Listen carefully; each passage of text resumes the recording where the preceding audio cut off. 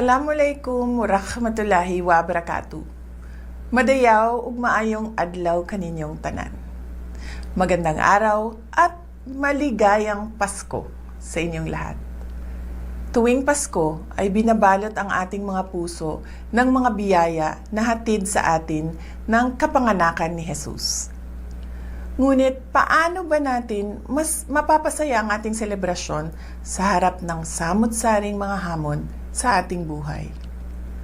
Mga kababayan, magiging mas makabuluhan ang Pasko kung ibabahagi natin ang mga biyaya ng Diyos sa ating kapwa, lalo na sa mga nahihirapan sa buhay, mga may karamdaman, mga ulila at walang tahanan, mga biktima ng sakuna at karahasan, at mga sektor na dumaranas ng kapabayaan. Sa kagandahan ng ating loob, nagmumula ang pag-asa at katatagan ng loob at pananampalataya. At ito ang gagabay at magpapalakas sa atin bilang mga individual, bilang mga pamilya, at bilang isang bansa. Hangad ko ang inyong kaligayahan kasama ang inyong mga kapamilya at mahal sa buhay.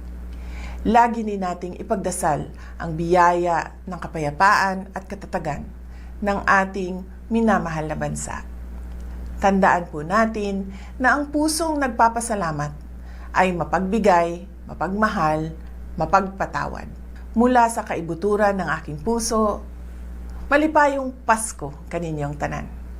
Mahalin natin ang Pilipinas para sa Diyos sa bayan at sa bawat pamilyang Pilipino. Syukran.